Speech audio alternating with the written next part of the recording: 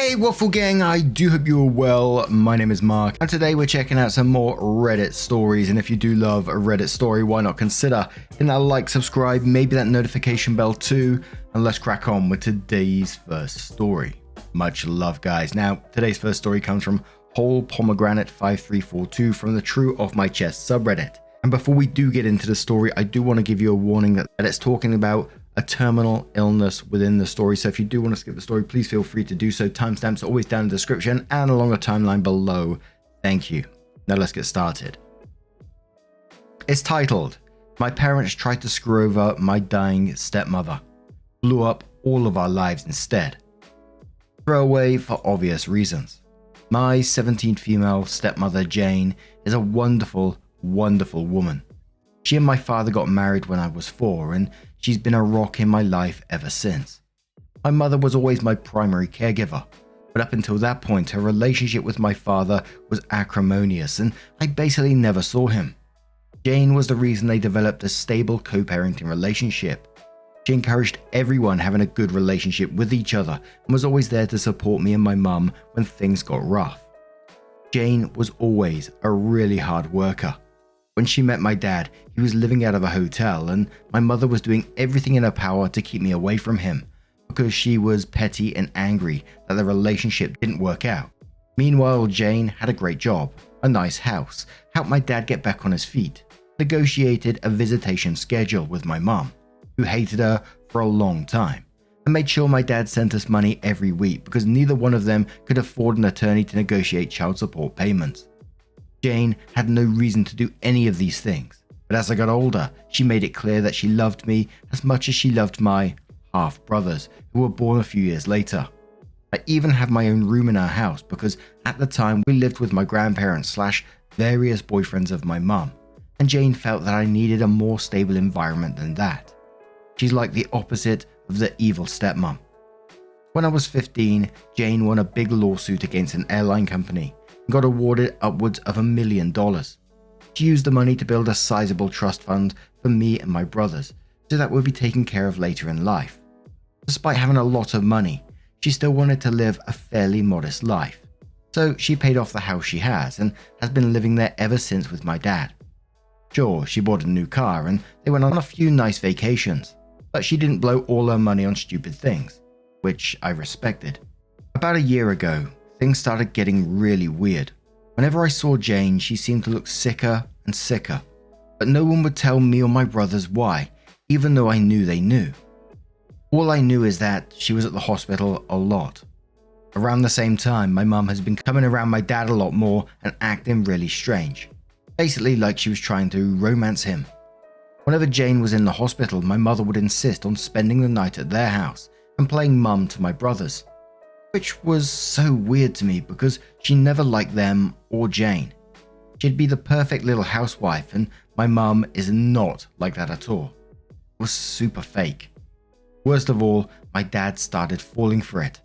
I'm not stupid. I'm pretty sure they were sleeping together. I tried to shield my brothers from it, but they're not dumb either. I tried talking to my dad too, but he insisted it wasn't like that. And a few weeks ago, my mum started talking about all the places she'd like to visit, how she wanted a new car and was looking to invest.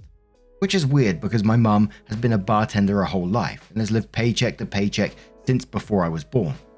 She was acting like she was about to get a lot of money, which started to make me really suspicious. Between Jane being sick and my mum acting all nouveau riche, I had a lot of questions. I finally decided to visit Jane in the hospital and ask her about my trust fund. I found out that if anything happened to her, that my dad would inherit all the money, including full control of the trust for me and my brothers. She asked me why I was so interested in the trust fund, so I told her what's going on with my parents and how my mum has been acting with my dad. I didn't want to, but after everything she did for me, she deserved the truth. It really hurt me to break her heart like that, especially once I found out she was basically in hospice at this point because of irreversible kidney failure. She's only got a few more months. We both cried so much. Then 2 days ago, everything came to a head. My mum stormed in furious and started arguing with my dad. Apparently Jane met with her lawyer and changed the trust so that my dad would get nothing and all of the trust would be controlled by my step-aunt. She demanded to know how Jane found out about their relationship. I came out and told him that I told Jane everything. I told him that if they wanted to play stupid games, they would win stupid prizes, and that I wasn't going to let them screw Jane over after all the help she gave my family, when she didn't have to. My mum slapped me, and my dad just looked so defeated. Then my mum told my dad that she didn't really love him, that she was just pretending to so he would marry her and she could get all the money. The worst part about it is that my brothers witnessed the whole thing, and now on top of their mum dying, they have to deal with a cheating dad and his vindictive ex. Our whole family is in ruins, and I feel like it's my fault, even though I know it's not. Yesterday, I visited Jane again and told her about the fallout. She apologized and said that she had to dissolve my trust fund to make sure my mother didn't get a hold of the money, but that as her oldest, I will inherit the house/property after she is gone, and that's worth more than the other two trust funds combined. My father won't get anything because she's going to divorce him before she dies, and honestly, I'm happy for her. She made me promise to take care of my brothers and told me that once I turn 18 this summer, I can kick my dad out of the house if I want to. And I fully plan to do that, by the way. I haven't talked to my dad since, and I can't even look at my mum. I can't believe they would conspire to do this to Jane after all this time. Just proof that they deserve each other, and I'm embarrassed that they are my parents. Once I turn 18, I'm going to cut my dad out as much as I can and cut my mum out completely. I hope she rots. Meanwhile, I'm going to try and be at the hospital as much as I can until Jane passes away. Anyways, I just needed to vent. I'm really messed up about the whole thing and I feel super betrayed, although I can't even begin to imagine how Jane feels. I'm going to be so fucked up when she dies. I can't even think about that right now, but at least she's not surrounded by people who just want to bring her down. Thanks for reading. Edit. Some people are asking a lot of the same stuff, so I'll just clarify here. My brothers. My plan is to use some of the estate money to fight for guardianship for my twin brothers so that they can live in the house while I kick my dad out. If I can't get guardianship, then I will have to let my dad stay in the house. However, once I turn 18, I will technically be an adult, so even if my dad leaves, I'm still legally able to be responsible for them. The only thing I won't be able to do is stop him from taking them if he leaves. But they will be 18 in 6 years, so even if they do have to leave, they will always be able to come back whenever they want. In a perfect world, my dad would just leave and let my brother stay with me, which I'm sure my bio mum would be very supportive of because right now she hates all of us, and I doubt that will change anytime soon. The trust. From what I understand, my brothers will inherit 1/3 each of the estate, and the remaining 1/3 will be used to keep the house running until they turn 18. After that, it will be up to me if I want to keep the house or sell it. At that point, my brothers will still have money left in the trust so they can branch out or do whatever they want. Otherwise, I will not sell the house and just pass it on to them, or keep it and maintain it myself, and they can just stay with me as long as they need to. Edit to the edit. So I just spoke to Jane and she told me that the reason she dissolved the trust is because originally it was going to be split 3 times between us kids, and my dad would inherit the house. She dissolved my third and switched it over to make it take care of the house maintenance, and instead put the house in my name so dad wouldn't get it. Plus, by doing that, at least financially I'd be getting a much bigger share. The house is worth about 1.5 times the amount of my brother's trust. I just wouldn't be able to do anything with it until my brothers are 18, which I'm totally cool with. Sorry if I didn't have a better answer, but I'm just trying to translate what she told me. My parents. The big fight happened on Sunday, and I haven't spoken to either of my parents since. I think they're both at my mum's place right now, but that's fine with us because we're all still mad at them, so they can stay gone for all we care. I know technically that's not legal to just leave us alone, but I've been taking care of my brothers for over a year. I can handle a few days while he gets his shit together. Screw both of them. Hope that clears up some stuff. 17 years old and dealing with all of this. My heart goes out to you, OP. I am so sorry you're going through this. And to your brothers as well, of course. And your parents have just failed you miserably. Your mum just sounds like an absolute selfish, cruel individual. And your dad is no better. Cheating on Jane when she's going through what she's going through. Yeah, it's unforgivable. A couple of comments on this one. So the first one says, I'm so sorry you're going through such a hard time, OP. The most important thing you've inherited from Jane is a strong moral compass.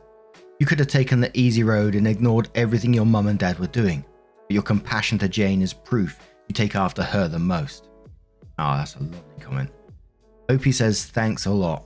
Yeah, when my mum was yelling at me, she asked why I couldn't keep my mouth shut and mind my business. I told her because Jane raised me better than that. Nice. And that's when she slapped me. I feel like she's always been threatened by Jane, and that was just proof. Here Beth says, I would scream, ooh, touchdown. OP says, lol, that would have been funny, but at the time I was more worried about keeping my brothers out of the argument. Not that it worked, but I tried. Lightning Shark says, you're a good kid. I'm sorry you're losing the only parent who ever really cared. Jane was meant to be your mama. OP says, thank you.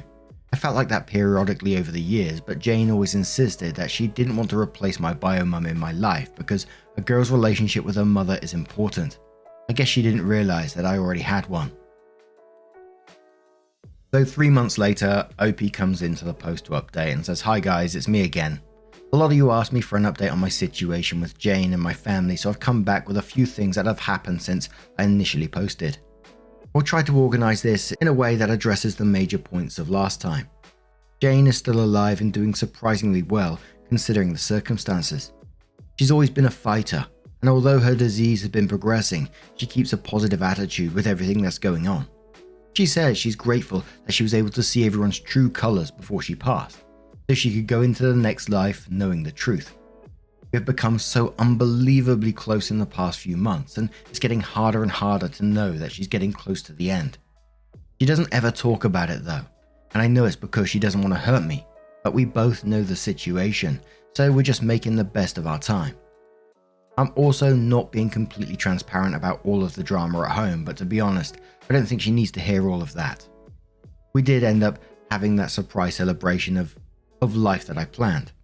A lot more people showed up than I thought, but they all got an Airbnb near the hospital where Jane is, and were able to take her out and spend some time at the lake near the facility. It was super low key, which I know Jane preferred, and I was able to get her old college friend to come after I found him on LinkedIn, lol. We had food and there was music and we played games, and it was overall a really great time, except Jane started crying at the end, but she promised me it was just because she was grateful. Oh dear. My brothers are also doing okay. My aunt, Jane's sister, is currently paying for them to go to therapy, and they've become a lot more open about talking about the situation. They just turned 13, but a lot of the time it feels like I'm talking to actual adults. Lol. They've become really independent lately, in a good way. And aside from me driving them places, I don't really have to do much for them anymore. Their grades aren't super great, but they're not failing, and considering the circumstances, it could be a lot worse. They still hang out with friends, and I'm keeping an eye out for like depression symptoms and stuff. The situation with my mum is as funny as it is embarrassing, to be honest. She spent a few weeks ignoring us, and then she tried to crawl back into my life, basically begging me to let her move in because her lease is about to expire and she has nowhere to go. That convo went about as well as you'd think, and she ended up calling me an ungrateful bitch, and that I couldn't just ignore her because she's my mum. I told her to get out of the house before I call the cops and to go back to my dad, who at that point was only coming home every few days to check on us and grab some clothes. After that, she tried coming back a few times, and when I wouldn't open the door, she would lose her mind and start yelling through the neighborhood.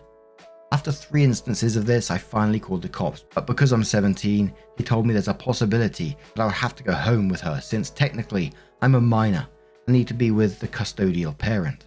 I told them no way, because I was the only one watching my brothers at the moment.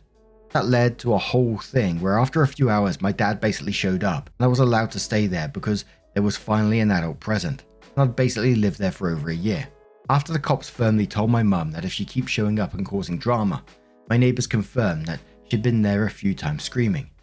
That they would arrest her for trespassing since technically it was Jane's house and not hers.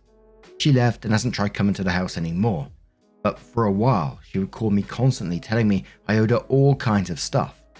She's now blocked on everything, and anything she needs to say gets filtered through my dad. As for my dad, well, since he's basically required to be here for another 2 months until I turn 18, we've basically just avoided each other. It's not too bad though, because I've been heavily relying on guilting him for everything to get my way. For example, he was going to contest a divorce, but I threatened to kick him out when I turn 18 if he does that. So he just signed all the paperwork for a quickie divorce, and basically doing whatever Jane tells him to do. I don't openly disrespect him or anything.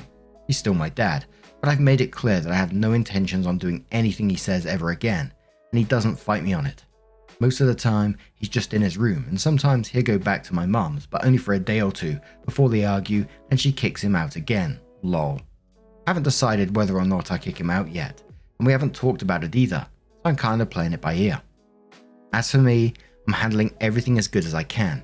I found a new job where I make a little more money, so I've been focusing on saving as much as I can, and just being there for my brothers. Between working in school and visiting Jane, I've been so busy I haven't really had time to stop and think about everything. But I know it'll come. One of my friends has really stepped up and helped me manage everything. I'm super grateful to him for being there for me and my brothers, so we'll see how that goes. Anyway, I wish I had something more exciting to share, but that's what's happened since my last post. Thanks again for all the support on my last post. So a couple of comments from the top on this one. Absolution says, holy shit, I remember your first post. This is such a big pile of horse crap to be dealing with. You sound so incredibly mature and like you're really taking it in stride. Your parents have really failed you and your brothers here. I'm so proud of how you managed to step up to the plate and hold your ground against him. I'm still sorry you have to be the next best adult in this scenario. It's also great to hear that Jane is still alive and that you guys got to do a celebration of life with her. I can only hope, when I'm at my own end, to have people who love me this dearly and this deeply. Hope you and your loved ones are able to make some more happy memories with her. Opie says thank you. I promise that as long as you're a good person and work to make the lives of those around you better, instead of being a burden, you have many people around you who will love and cherish you. Traveler says, Jane was a wonderful example for you and raised you well. I'm so sorry you've had to deal with all of this. You're so young. There should be a carefree time in your life. However, I'm glad your brothers have you. Curious, does Dad and Biomum work at all? Or they just mooch off Jane and others? I mean, seems like they have a lot of time on their hands to do nothing, but be horrible people. Opie says, hi and thank you. Yes, my Biomum works as a bartender most nights. He's been working at the same bar basically my whole life. As for my dad, he works in industrial sales. He makes a pretty decent living, but I think most of his money recently has been going towards my Biomum, as he never seems to have money to do anything anymore. Lol. And like that comment said, it's so incredibly sad for OP that this is a time where they should be carefree and living their life. I couldn't imagine be doing something like this at 17 years old. But like the comment said, OP sounds incredibly mature, and I'm so glad that those brothers do have OP in their life. She sounds like a wonderful person. The same with Jane as well. And I'm glad Jane is doing as well as she can in this situation. Incredibly tough. And there was a part that did bring me to tears when you were talking about Jane and you had this celebration of life, and at the end she shed a tear. It gave me a memory and a flashback, and look, I'm not trying to take away from your situation, but just trying to relate in a way. Well, with my dad and his mesothelioma, when basically he was going downhill, he wasn't able to walk, he had no strength in his legs anymore, you know, he was just basically a shell of a man. And we got him like this little scooter so he could go out, and we all decided as a family we're going to go for a walk one day, and we went to a local university park, and we're all just strolling through, talking, you know, just trying to be normal, not trying to make it anything like this is the last time we're going to see you or anything like that, because in a way that was one of my worries going into this walk. But you know, we couldn't stop getting together just because of worries and stuff like that. It was very open in the way we talked about death and stuff. So I remember my brothers, my nieces, and my sister-in-laws, and we're having some selfies, which happens when we have family get-togethers. It happens naturally anyway. And we was having one with my dad, and I remember just seeing the tear rolling down his face, and oh my word. And before his cancer, I've only ever seen him cry once in my whole life. And it was those sort of moments, although it was a lovely walk and it was a happy time, it was those moments that sort of hit me the most, because you can't control what's going through his mind. And my mind used to play games on me like, what's he thinking? Is he thinking about that, you know, he's not going to see his family again in the future? And which is really painful, isn't it? It's a painful thought. But in that moment, you know, as a family, we just hugged him, gave him a kiss, told him that we loved him. we're here for him no matter what. OP's story definitely brought me back to that moment. But now, I'm going to turn this one to you guys. What do you guys make of this situation? Put yourself in OP's position. 17 years old. You think you'd have been able to deal with something like that when you was that age? I couldn't imagine it. But let us know your thoughts, and just a huge thank you from the bottom of my heart for getting involved in today's stories. Your love, your support, your time always means the absolute world to me. So thank you so much, and hopefully I'll see you in the next one. Take care and much love.